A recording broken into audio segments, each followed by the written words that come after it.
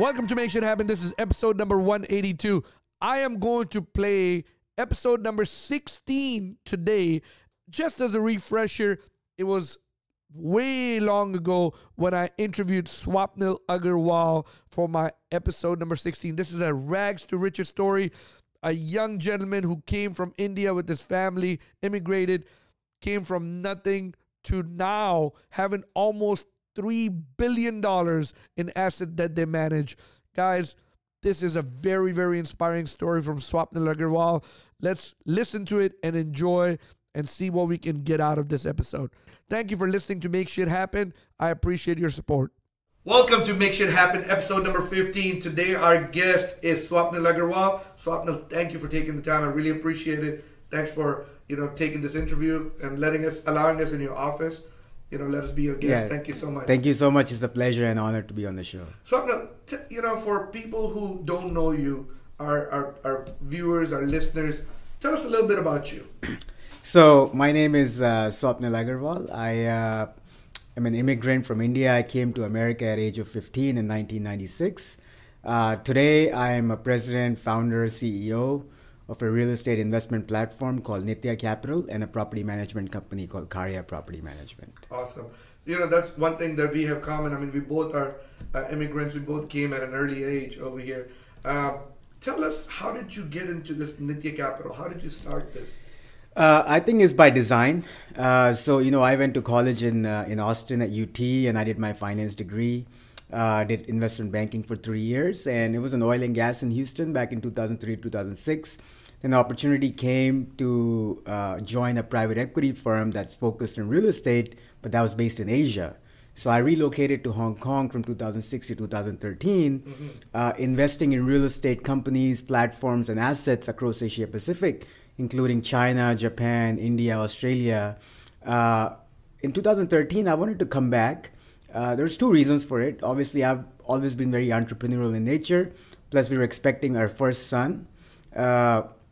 And I always wanted to do my own business, right? When working for big, large private equity institutions, the biggest challenge we faced was finding the right partner, like a sponsor. Because, as a PE institution, we are a financial institution. We have the capital. We want to invest with somebody they can trust or we can trust and who's good at what they do. That was always the biggest challenge. And even the firms today worldwide face the big challenge. They can find a property to buy, but who's going to run it for them, right? So what I wanted to do is build like a one-stop shop where not only I'm raising capital, finding deals, but I manage it myself. So my value add is if I raise money from you or some investor, I'm just giving it to somebody else. Then what's my value add? There's no value add. I'm buying apartment complexes. It's not a difficult business, but my value add needs to be, I need to improve that asset physically, cash flows, whatever it is, right? So I said, I'm going to open a company that not only raises capital, but manage. So I become my own operator. I have nobody else to blame. Investors give me money. I'm responsible for that money, to manage that money. So today, Nitya Capital buys apartment complexes.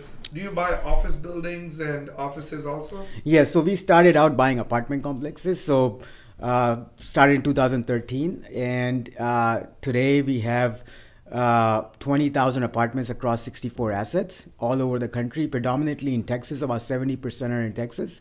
But over the last 2-3 years, we realized that competition has got very difficult and everybody wants to own apartments. When we started, it wasn't a sexy thing to be done. Now everybody's like, apartment is the way to go, and they all think they can do it, which great, they should do it. But I think the opportunities are limited in this day and age. So yes, we have about 1 million square foot of office space in Houston. We had about 300 square foot of retail mixed use space also in Katy and Woodlands. And we're building one in Riverstone in Sugar Land. And we have a single family platform as well where we buy and flip homes in Austin, Beaumont, and Waco. Okay. Now when you started in 2013, you come from Hong Kong. And, did you have any capital backing, or how did you start? Or you just said, it's an idea. I need to go do it. What look, when I came back to America, I joined a firm, a private equity institution out of Austin. And the idea was that I'll do it while I stabilize myself and, start my company. I have a few $100,000 of saving. There's a very famous article on Forbes. I don't know if you seen it. It says going from 300,000 to 2 billion by this young entrepreneur. It's the front page of Forbes magazine in October. So essentially I had $300,000. I found an apartment complex in Dallas, which was $1.3 million. And I said, look, I'll put my 300,000 savings so that I didn't know anybody else to go to. And I hate asking money for anybody because especially when I don't know, I can't guarantee the returns. I'd rather take the risk myself. So I said, I'm going to put 300,000, get $1 million loan and buy that complex. Being in finance and being, always writing things down and running numbers, I said, let me put this thing on paper. Let me see how much return I'm going to make. So I made a very small PowerPoint presentation, like 2 pages. And I sent it to 3 of my close best friends. And they all said, well, we want to invest in it. And originally my idea was, no, I just want to send it to you. So look, does it make sense for me to do it? And they said, no, it looks so good that we want to invest. So at that time, I faced a question within my own head. Do I let them invest or do I do it myself? And initially I thought, no, I don't need anybody. Let me just put my own money. Then I said, look, why don't I take few of my close friends and I'll put a big disclaimer. Hey, this is a good deal on paper, but I have never done it. So don't count on it. I said, don't worry, we trust you. So then I said, okay, maybe I'll put some of my own money and then I'll still have 250,000 left. Then I can diversify and buy a few more of these. Right? So that's the good decision I did. I brought in 4 or 5 new investors in the first opportunity. Then I kept buying more and more, and the rest is history. The rest is history. Yeah. Now, when you buy these apartments, I mean, is there like you look at a cap rate and stuff like that? Yeah, these are the things that I've learned now. When I first bought it in 2013, I had no clue. I mean, I was from real estate industry, so I knew about cap rates. And cap rates were phenomenal back then, 8.5%, 9%. But per units, I mean, I was paying 25,000 per door. And in my head, I'm really thinking out loud. I'm like, how can I go wrong when I'm buying an apartment complex per unit is $20,000 a door? I mean, the land is probably worth more than everything else. And that's, so I figured that there's a window of opportunity, which is an arbitrage opportunity, where you buy and be as aggressive as you can, because this pricing won't last. And it exactly happened what I thought at that time, where we started buying at 20, 25, 30, 35, 40,000 a unit. And today those same apartment complexes are going for 90, 100, 110 a door. Right? So you had to be aggressive at that time. The challenge was the financing wasn't that great, right? It always comes like 2009. Those same complexes in 2009 were going for 10, 5,000 a door, right? Which I paid 20, 25. So the experts or the so-called experienced owners at that time, they were like, oh, you're overpaying, right? It's like, this is not worth 25. I used to pay 10,000. So that mindset for them allowed me to be aggressive, because in their mind, I was paying a lot of money for it. Gotcha. So now, when you started in 2013, there must be a lot of frustrations that you must have faced. Today after, you have an article in Forbes and now you have a good track record, 7 years later, I mean, things have probably become easier. Talk about early stage, like how frustrating was, I know some of your friends, right away bought into the idea, but I'm sure that there must have been some hiccups and some frustration. Share that. Yeah, I mean, I would say the frustrations are not less, they're more today. Okay. There are different kinds of frustration. The original frustrations or challenges, I would say, I wouldn't call it frustration, was, okay, I have a great idea, I want to buy, but raising capital was a challenge. Right. Luckily, I kept finding good investors who took leap of faith and trusted me, finding good employees, which is still a very big challenge.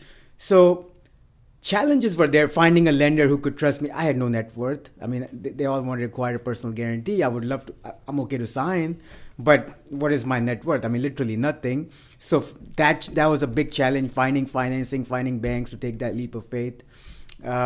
Today, my challenge is managing 700 employees, 700 plus investors, lenders, accountants, 20,000 families that live in my communities. There are a lot of challenges today. I would say that frustrations, challenges are more today than they were when I first started. They're different in nature. Now it's about, as a CEO, I mean, I'm at top. It's a very lonely place to be, because nobody else can relate or connect to me, because everybody else is kind of, working for me, you can call it. And so my challenges, I can't really share with anybody, because I have to go through it myself. So mental challenge, mentally motivating. So another thing I would say is, when I first started, I had the passion. I would wake up every day and say, let's go conquer the day. I have the same thing, but I feel that excitement I used to have when I was first starting, Now, because we've accomplished a lot, we've done it, I think it's marginally subsided. But certain days are really good. I mean, it's day to day, right? Certain days you feel down. Certain days like, okay, I don't really care. I'm fine. I've done really well. Certain days I wake up and I'm like, oh, I'm only at 20,000 units. I want to be at 200,000. I'm only at 2.5 billion in assets. I want to be at 10 billion, 20 billion. So there are days that, your mindset gets dictated by the events that happen during the day. I think the key is, how do you mentally prepare and how do you mentally overcome and mature yourself to not be dictated by the events of the day? And how do you do that?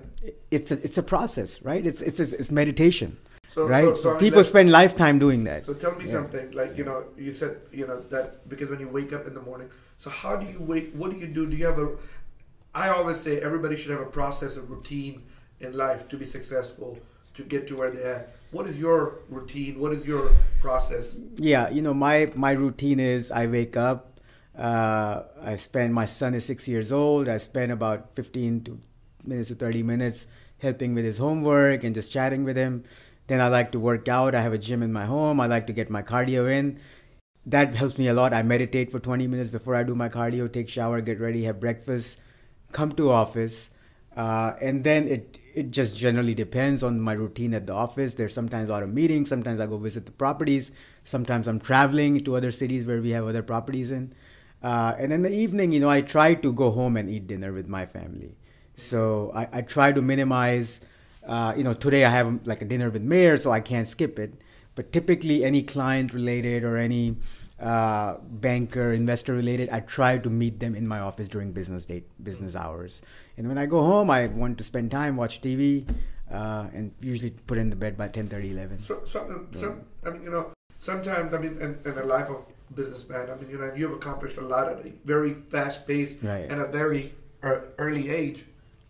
So how many hours in a week you say you do now versus when you started? Well, I think you're an entrepreneur, so you will know my answer. I think literally you can be anywhere you want. I could be at home, I could be taking shower, I could be working out. The mind is always working. It's switched on. Yeah. So 24 hours, 7 hours a day, you're working. Yeah. But in our mind, that's not really work, is it? Yeah. Because we are so passionate about it, so we just do it. Yeah. It comes naturally. Nobody has to say, hey, we wake up, it's like, damn, I have to go to work, right? You're not thinking like that. If you're thinking like that, then you're not an entrepreneur. No. So tell us a little bit. You say you have a 6-year-old boy. How many kids do you have? I just have one son. One son. Yes. Okay, and so that was the son your wife was pregnant with when you decided you were going to move from Hong Kong to. Yes. So my son was born October 2013, and I started my company in August 2013, and I think he's one of the biggest reasons that I am where I am. Really? Yeah. That's awesome that you think about your son like that. Yeah. But father-son bond is always a deep one. So Swapnil, you said that, hey, I'm at $2 billion asset. I want to be at $20 billion asset. Tell me, and some days you think, you know what, the drive has subsided a little bit. How much more do I want? Right. How much can I spend? Because that's something that a challenge goes in people's head. Yes. And someone once said, work to your potential, not to your quota. Yeah. Where are you at with that? You want to go 10x, yeah, but at the same time, I don't know. Yeah, I will, and I really want to. Obviously, everybody goes through days where they're not as motivated as certain other days they are. Yeah. So my motivation now, what drives me now is the number of lives I can touch and influence, right? The number of lives that I can influence. So right now we have 2 schools that I run in India, which has about 800 kids that I provide for boarding, living, meals, and education. So now it's not about, okay, how many millions I'm going to make. Now it's like how many lives I can improve. So I have 800 kids. I want to make it to 8,000, 8 million, 80 million. That's what drives me. We just started our nonprofit organization called Karya Cares. We're doing amazing work here. Karya Cares, we're starting a free healthcare clinic, open for everybody.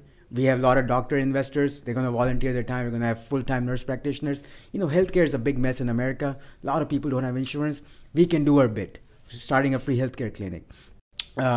We provide rental assistance. There's people who genuinely can afford to pay rent because let's face it, paycheck by paycheck, right? Certain times they get sick, they don't get paid, or somebody passes away in their family, they miss work, they don't have a place to live. So we provide at least 20 residents we pay for their rent per month. I want that number to go to 200, 2,000, right? And then we're in the process of starting a microfinancing platform where, these people, like, again, same paycheck to paycheck, they run out of money, they go to cash payday loans, paying incredible at 25, 30% rates.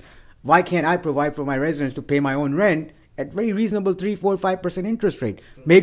Hopefully they can pay it back. If they're borrowing at 25, 30, but they're always going to be in debt, right? And they're never going to be able to resurface.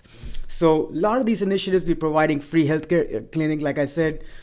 We partnered with organizations called Interfaith Ministries. We provide meals for the elderly. Every day, free meals to over 40,000 elderly in Houston. We partner with an organization called Rose Group, which provides free mammograms for women. They have a mobile ambulance that bring property to property. We do that. During the summer, we partner with an organization called Be a Champion that provides free meals to the young kids so that they can stay away from the bad activities. We do a lot in sports. So at every complex we own, we'll have a gym, fitness center. We'll have a playground where the kids can go play. Safety, security. So a lot of these things we're trying to do through our nonprofit organization called Cardiac Cares.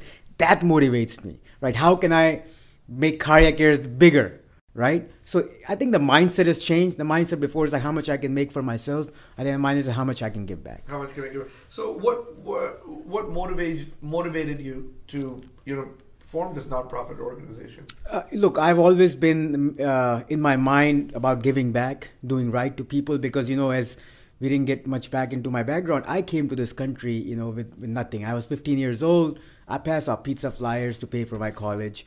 A lot of the apartment complexes I passed out pizza flyers I own now. I came with nothing, so I said I have a duty to give back to the less fortunate. This country gave me a lot. America gave me everything. So tell us a little bit. Did you come over here with your parents? I came with my parents. Okay. I came with my parents. My dad worked at a gas station. My mom worked at a daycare. I had no car. There's a picture of Metro bus I used to take for 7 years because I had no car. So I paid my way through college. I was decently smart. I studied hard and made my way through into the corporate America. So I feel very fortunate, and it's my duty to give back. There's so many unfortunate people in the world that we can help. How many of you were in your family? You, your father? I was the only child too. Oh, you were the only child too? Yes.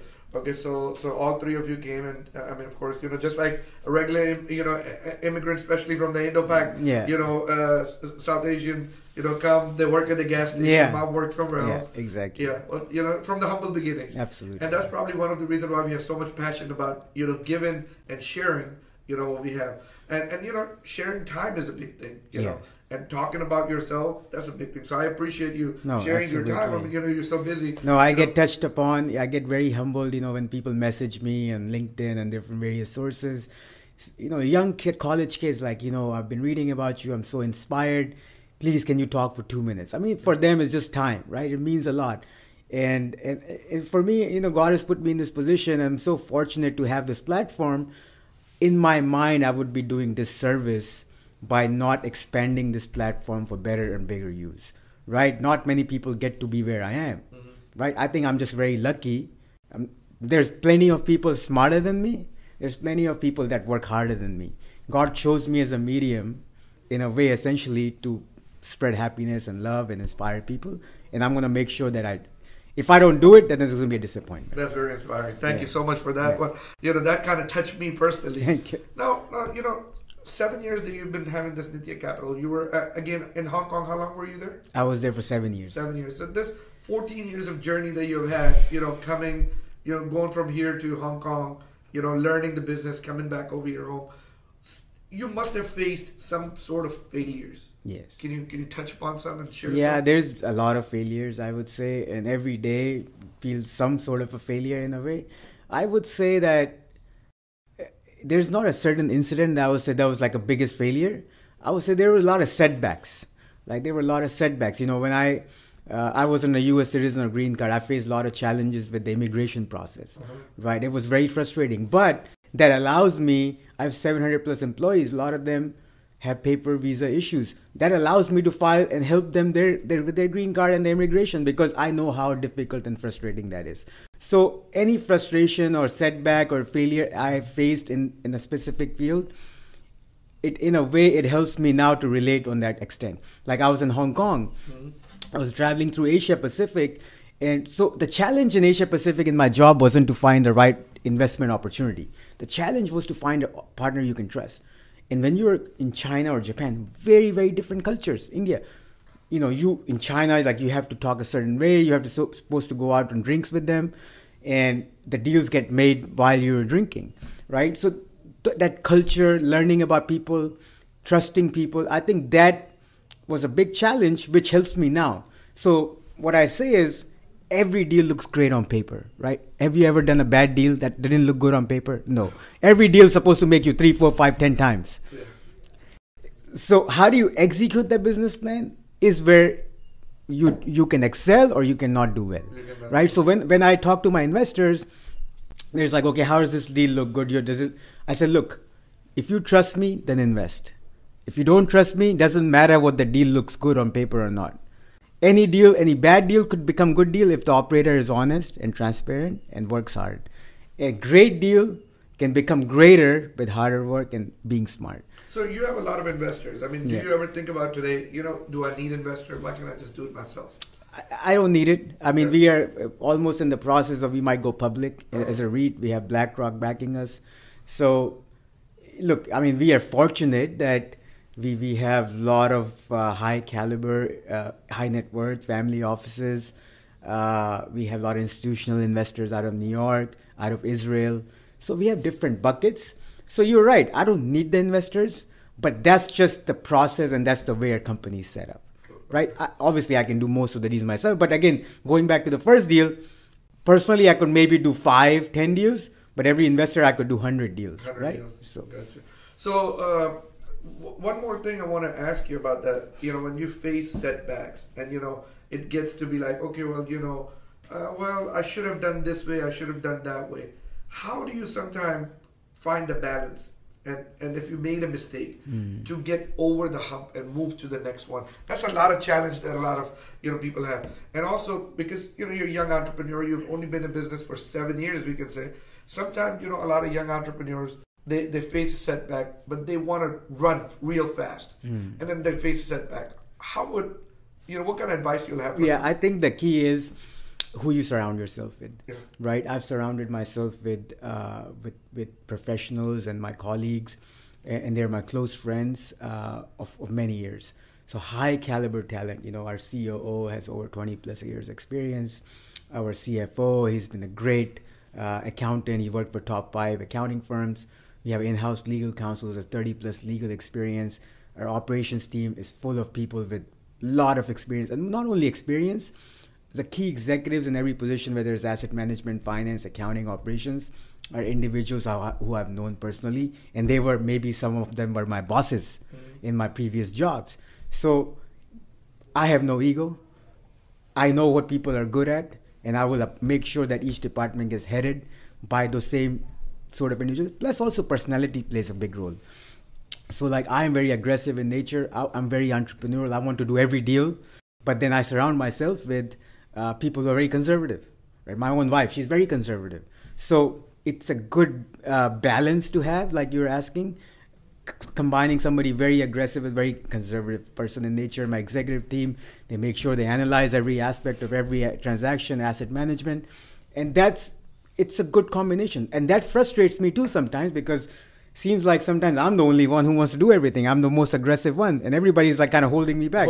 So then you have to take a step back and think about all of it, and that sometimes leads to some challenges. So what do you think about sometimes entrepreneurs, young entrepreneurs? They're like, I just gotta get it. I can get it now. I need to get it all right now. What kind of message will you have for that? It's I think it's the world we live in. Yeah. Right. Everybody wants that instant gratification. I mean, look, everybody has a smartphone. They want everything right away, right? They don't want to wait. That's just the millennial generation. And only thing I can say is, look, don't try to change yourself, but just have a balance in your life that balances out that thought process. Okay. So, I made a little video about this and I said, hey, sometimes people look at the bottom line and they try not to hire some people. They cheat their organization with hiring a couple of people. And I said, hey, if you're not good at creating, let's say, Facebook ads or marketing, hire somebody who knows better. Absolutely. Because if you're too concerned about bottom line, oh, I'm going to pay this guy $60,000 and that $60,000 is going to affect my bottom line, you're also affecting your top line. No, you always, my view is go in for a long haul, right? That's one of the biggest reasons of my success, of whatever success I've had, is I've continued to hire good people. I've never looked at the bottom line. For me, it's like, okay, I need a great team. I need to surround myself with great people to manage the growth that I'm going to experience. I can't do everything myself. Yes, sure, first 3 deals, I did everything myself. But I realized if I want to continue that, I might not have more than 3 deals. That's the mindset of the old school, like my parents, like my dad. For his whole life, he had 1 liquor store, right? He was happy with it. He was content. But he wasn't of the mindset that let's hire more so he can multiply, right? For me, the mindset was let's hire. Don't look at how much money. My property management company still doesn't make any profit because I have the great talent staffed in that company to manage the exponential growth that's happening and it's going to happen. So to those young millennials, the young generation who want everything, looking at the bottom line, don't look at short term. Make a 5-10 year projection and look in year 10 what you want it to be, not year 1. And it's an investment, right? These expenses, like hiring somebody who's good at Facebook, social media, ads, it's an investment you're making so that your time is your biggest commodity, right? Do you want to spend that time making ads or do you want to spend time raising money or finding new deals? You have to decide that. Exactly. What kind of message will you have for aspiring entrepreneurs who want to start something? It can be anything, right? It can be opening up an ice cream shop or opening up a liquor store or being in something like raising capital. What kind of message will you have or advice you'll have? I think my biggest advice is stayed the same even in the beginning, which I had to overcome. Don't be afraid to take risk, right? I think 99.9% of the population in the world all work for somebody else, and only less than 1% are entrepreneurs. Why is that? Because we are not afraid to take risk, right? 99.9% of the people, they want that paycheck security, right? They're looking, I want that paycheck every 2 weeks, and what happens if I don't get the paycheck? They're always thinking of the downside risk. But they should think about, it's okay, you're smart enough, you're educated, don't be afraid to start something you're passionate about. And a lot of people get stuck in this mindset of, okay, my idea has to be like a genius idea that nobody has done. Don't think about it, right? You own a furniture store. There's plenty of people doing it, but how can you do it better, right? People own apartment complexes much before me. They've been around for 100+ years, but how can I do it better? What's my value add? How can Apple iPhone wasn't the first smartphone. There were Blackberries, there were Palm Pilots, right? So how can you do something that already exists better? Don't look for the home run ideas nobody has ever done because they don't exist. That doesn't exist. Right? So that's my advice. Don't be afraid to take risk. Go all in, and most likely you will come out ahead. A lot of young entrepreneurs, they start business, and a lot of them start with the idea that I want to be free. I want freedom. I want time. I want to be able to do whatever I want to do. What is your point of view on that? Yeah, I think they're in for a harsh reality because usually it's going to be the opposite. When you're working for somebody else, your timing 8 to 5, 9 to 6, whatever it is. When you're working for yourself, there's not a single second you should not be working. Whether it's at home, whether you're taking a shower, doing whatever. You have to work very hard and you have to be ready for that. And the only way you can work hard is if you're passionate about it. It shouldn't feel like work. Like we were talking earlier, working doesn't feel like work for us. It's what we do, how we're built. It's a way of life. Exactly. Okay. So to those younger people or aspiring entrepreneurs, they're like, man, I want to be an entrepreneur because that way I can take weekends off and I don't have to work late nights. You think that doesn't exist? It does not exist. Then you should not be an entrepreneur. Then you should not be an entrepreneur. I really appreciate this time you've given us, this knowledge you have shared with us. And I'm honestly, one thing that really impressed me about this, Career Cares. Yeah. How did you come up with Career Cares name, if you don't mind me asking? Yeah, I think my wife came up with it. So Karya is the name of our property management company. And Karya means karma in Sanskrit, doing good actions without worrying about the results. And I think, we were trying to find a word that kind of rhymes with Karya. So it's Karya cares with a K. So KK. So that's how it came up. So I know your wife is involved in business with you. Yes. Also, what does she do, if you don't mind me asking? She's our head of marketing, and she usually assists with whatever we need. So she's kind of like the eyes and ears to the ground. She gets information, and she's great at social media. We have a whole social media team. We have a graphic designing team working under her. So in this day and age, everything is about marketing and branding. Exactly. So she's responsible for that side of the business. Awesome. Now, how did you feel when Forbes did an article on you? I mean, that's a big accomplishment. Yes. Yeah. I mean, for someone to be, did you ever think about this guy who was 15 years old, came from India, was riding the metro bus? Yeah. Okay. Did you ever think about at that time, I'm going to have an article, front page Forbes? I mean, did you ever think about that? What did you think when that happened? Obviously, I was very happy. And I've been rewarded. I've been recognized much more than what I deserve, to be honest. In my first try, I got Entrepreneur of the Year, EY. I'm 40 under 40. Then this Forbes article. So, I've been very blessed, right? And I think, like I said, it's the mindset. So I think in the last, I would say 2 years or 18 months, I've kind of graduated my mindset to the next level where these things are exciting. They make me feel happy for a certain period of time. And I can go back to the same thoughts that I shared earlier is I think there's a reason why this is all happening to me. I'm just a medium to make much bigger impact in this world. So they make me happy. I get excited, but then the work doesn't stop, right? Then the You work keep doesn't going. stop. Then you go on to the next Yes. one. Celebrate for a little bit. Yes. Back to work. Back to grind. That is awesome. Thank you so much. Before we go and before we end this interview, I do this with all my guests. I want to 3 things that you can share with the world, your future generation. Let's say everything has been destroyed. You have nothing gone left. Just these 3 advice from Swapnil Agarwal. What will it be? I don't know if these advice will apply if everything has been destroyed. Yes. 3 things, 3 messages from you. How to live, it can be anything. Way of life, what is important, what do you think? Never forget your roots. Always be very, very humble. I think humility is going to take you a long way.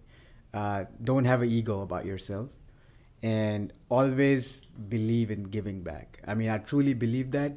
The way I think about it is the more I give back, I get 10 times back in return. So I'm kind of doing it for a selfish reason, to be honest. It's a secret I'm sharing today. So if I give $100, I know I'm going to get 1,000 back. I totally believe in that too. Yeah. So let's repeat that. Don't forget your roots. Yeah. Be humble, humility, and keep ego aside. Yes. And number 3, give back. Don't forget to give back. Yeah. Whatever you give back, you'll get 10-fold back. So that's awesome. Now one thing I should have I kind of forgot about to ask you this was in my one of my questions that I always ask. Humility, how important is that to you, and what kind of role does it play in one's character, one's business, and one's life? Huge role, man. Huge role. Why is it important? I think end of the day, we're all people, very humans. Sure, some people can be more intelligent. Some people could be more rich. Some people could have a bigger house. Some people could have a bigger, nicer car. Doesn't change who we are as people, right? We all are built with the same emotions, same physical aspects. So why wouldn't you not have humility, right? You're end of the day, we're all brothers, sisters, all part of the world, right? So you're human to human. There needs to be a connection, and it takes a huge role. It plays a huge role in long term because when I first started my business, obviously I was a young kid, coming out of job, no money, no net worth. And a lot of people had to take that big leap of faith, like those construction workers, those maintenance guys, the managers. And I still remember them, right? 7 years later, they're still with me. They're very loyal. And for me, I'm still that same old Swapnil, right? My wife got married to me 14 years ago when I just came out of college. I had nothing. So that relationship needs to stay intact without any other barriers of money, power. End of the day, why do we earn money? We earn money because we think it's going to make us happy, right? Usually it doesn't work out that way. So I think the person who's happier and has a clear mental state than me, I think he's richer than me, even though I might have more money. So happiness is, I think, the key goal. Everybody's striving for pursuit of happiness. But somehow it gets associated that money leads you there. And I can tell you, it doesn't lead you there. It's your own mental aspect, how you look at way of life will lead you there. So you said so you totally believe money does not buy you happiness. Money will help you buy happiness for a short term of time. It will alleviate some of your concerns. That look, money is necessary. Money is necessary for food, for housing, but after that, it's your own mental state of your mindset. Yeah, mindset. That will, if you're, I mean, billionaires usually commit more suicide than a farmer does, right? Think about it. There's a reason for it. People in small towns and villages are usually happier than big city guys. There's a reason for it. Yeah, I mean, you're totally right about that. I think about that all the time too. Yeah. Now, money is necessary. I think money is necessary. I mean, my point of view, that I would like to share, money is necessary. Money is is an instrument that does buy you happiness. At the same time, when money buys you peace, I think it just is better. Right. Because without peace, I mean, people tend to be unhappy at the same time. Yeah. But I totally agree with you. So honestly, this is one of the interviews I got it from you, and I'm more inspired leaving out of here than the way I came in. And I'm so happy about this, and I'm so happy that you connected with me. I really want to give you credit that you didn't know who I was. I connected with you on LinkedIn, and you embraced me with open arms. And I know you're very busy, and I want to thank you for that. And I mean, not trying to just do that just because you're sitting in front of me. It really, the way you humbled yourself and there was no ego. I'm totally impressed. Thank you. I my really pleasure. Appreciate it. My we have pleasure. a very similar story. Yes. Coming from that part of the world at age 15. Humble beginnings. And my friend, I really appreciate it. Thank you. Thank you so much. Appreciate it. Thank you, guys. This was a powerful interview with Swapnil Agarwal. Please tune in and hope you enjoyed this. Thank you.